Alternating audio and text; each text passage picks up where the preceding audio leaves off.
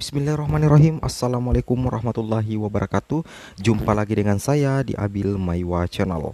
Jadi teman-teman, channel inilah merupakan channel pendidikan tempat kita berbagi tentang aplikasi pendidikan, Microsoft Office, tips dan trik komputer, serta soal-soal P3K Guru, dan tentunya informasi yang berkaitan dengan keguruan dan pendaftaran P3K di tahun 2021 ini.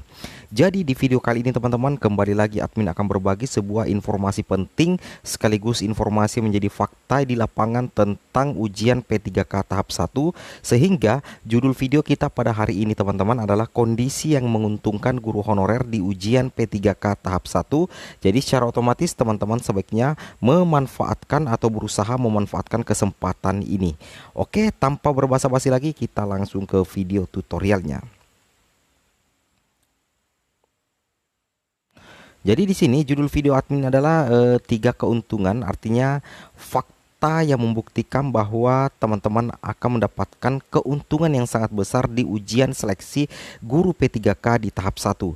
Jadi keuntungan yang pertama teman-teman, atau kondisi yang pertama yang akan dialami oleh teman-teman guru honorer pada saat proses pelaksanaan ujian P3K guru tahun 2021, tepatnya di tes tahap pertama, yaitu yang pertama teman-teman adalah lolos passing grade dan lolos menjadi ASN P3K. Dan tentunya untuk kondisi yang pertama ini adalah merupakan kondisi yang paling bagus teman-teman, atau kondisi yang sangat menguntungkan teman-teman guru honorer yang ada di sekolah induk. Tentunya ketika teman-teman bisa lolos passing grade, itu besar kemungkinan itu teman-teman bisa menjadi guru ASN P3K. Nah, ilustrasinya ada di sini teman-teman ya. Ilustrasinya di sini adalah contohnya di SD Melati ya. Contohnya di SD Melati itu membuka 3 formasi guru kelas. Nah, contohnya adalah di SD Melati yang membuka formasi guru kelas, yaitu sebanyak 3 formasi guru kelas. Yang mana guru yang pertama itu adalah Aril ya, dengan ijazah S1 PGSD. Kemudian yang kedua adalah Abil dengan ijazah S1 PGSD. Nah, keduanya ini adalah merupakan guru honorer ya, guru honorer sekolah induk di SD Melati.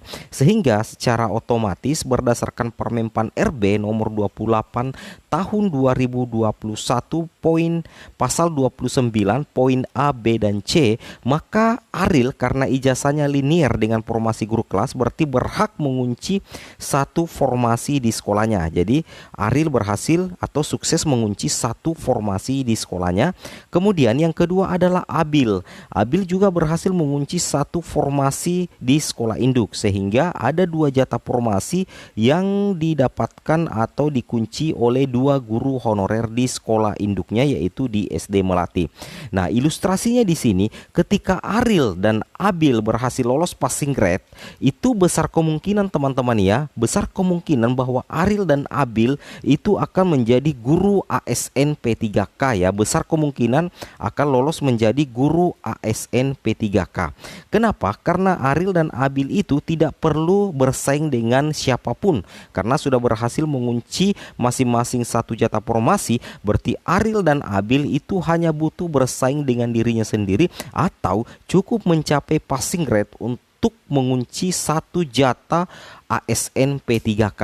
Nah, seperti itu teman-teman, dan ini adalah merupakan keuntungan yang sangat luar biasa bagi teman-teman guru honorer yang kasusnya atau kondisinya seperti ini, yaitu melamar formasi di sekolah induk sekaligus mengunci formasi di sekolah induk, sekaligus itu hanya perlu bersaing dengan dirinya sendiri. Seperti itu teman-teman ya. Kemudian ternyata karena 2 jatah formasi ini sudah dikunci oleh 2 guru honorer, yaitu Aril dan Abil, maka secara otomatis tersisa 1 formasi lowong teman-teman ya. Di sini tersisa 1 formasi lowong yang bisa diisi oleh guru dari sekolah lain yang linear dengan ijazah dan formasi yang disediakan di SD Melati. Jadi seperti itu teman-teman ya. Jadi kondisi yang menguntungkan yang pertama yaitu adalah lolos passing grade dan lolos menjadi ASN P3K, seperti itu ya. Mungkin ada teman-teman yang kondisinya sama dengan kondisi pertama yang admin bahas pada hari ini. Silahkan teman-teman komen di kolom komentar sekaligus menjelaskan sedikit tentang kondisi teman-teman guru honorer ketika akan mengikuti ujian seleksi guru P3K di tahun 2021, tepatnya di tahap pertama, sama dengan yang diikuti oleh Aril dan Abil di SD Melati yang menyediakan 3 formasi guru kelas. Seperti itu teman-teman ya. Jadi ini adalah kondisi yang paling menguntungkan dan paling bagus menurut admin ya, seperti itu. Sekarang kita lanjut ke kondisi yang kedua. Ini adalah fakta teman-teman ya. Kondisi yang kedua adalah lolos passing grade tetapi tidak lolos ASN P3K. Nah, mungkin ini memunculkan banyak pertanyaan, kenapa bisa lolos passing grade tetapi justru tidak lolos ASN P3K. Nah, ilustrasinya seperti ini kadang terjadi untuk teman-teman guru honorer yang melamar ke sekolah lain, meskipun tidak menutup kemungkinan juga itu terjadi juga untuk teman-teman guru honorer yang melamar di sekolah induk sendiri.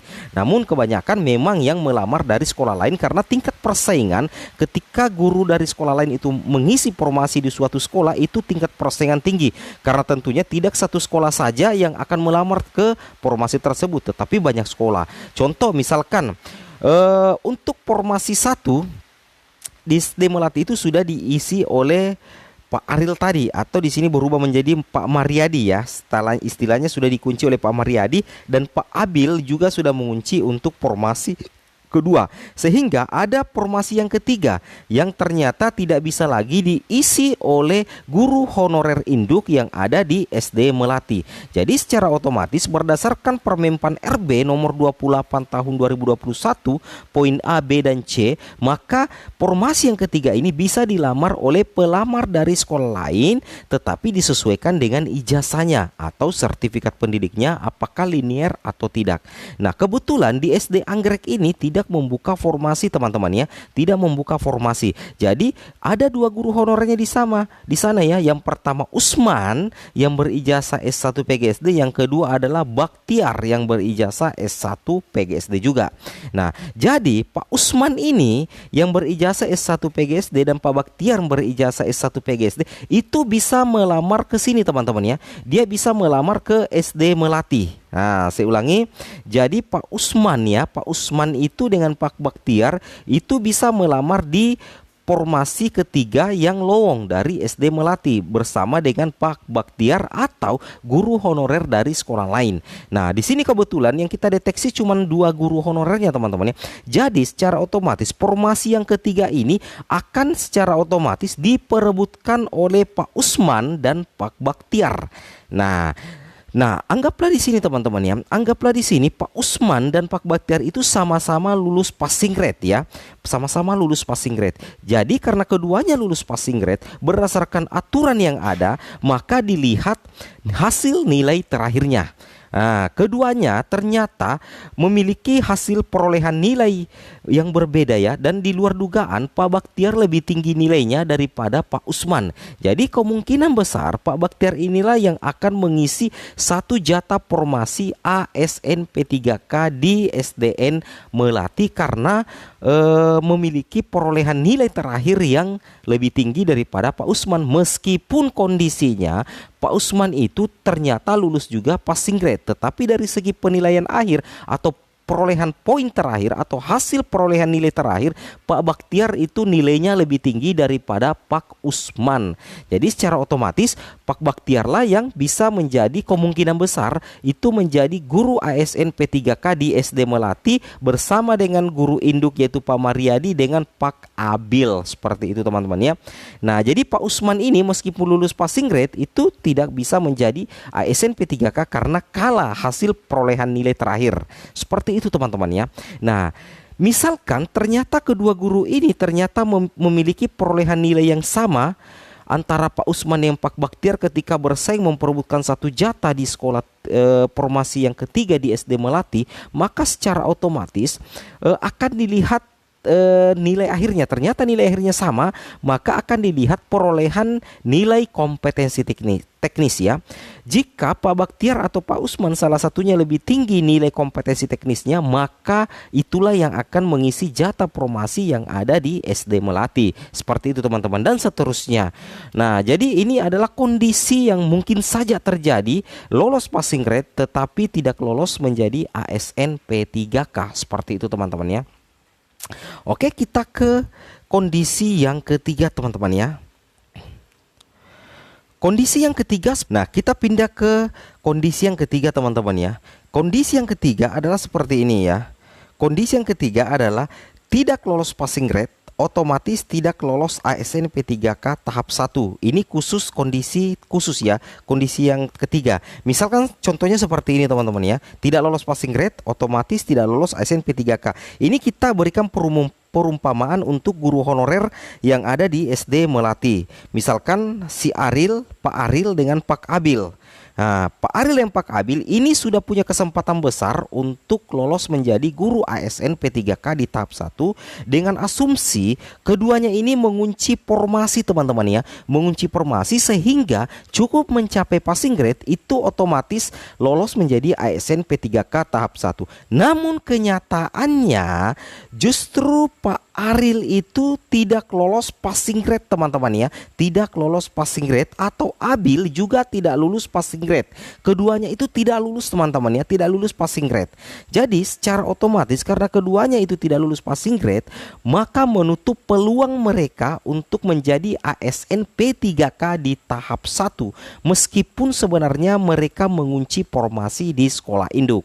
Nah, ini sangat disayangkan teman-teman. Ini sangat disayangkan kondisi mengunci formasi di sekolah induk dan hanya bersaing dengan diri sendiri ternyata gagal, tidak bisa mencapai passing grade. Ini adalah kondisi yang sangat memprihatinkan atau sangat disayangkan teman-teman, dan mudah-mudahan tidak terjadi nantinya seperti itu teman-teman ya.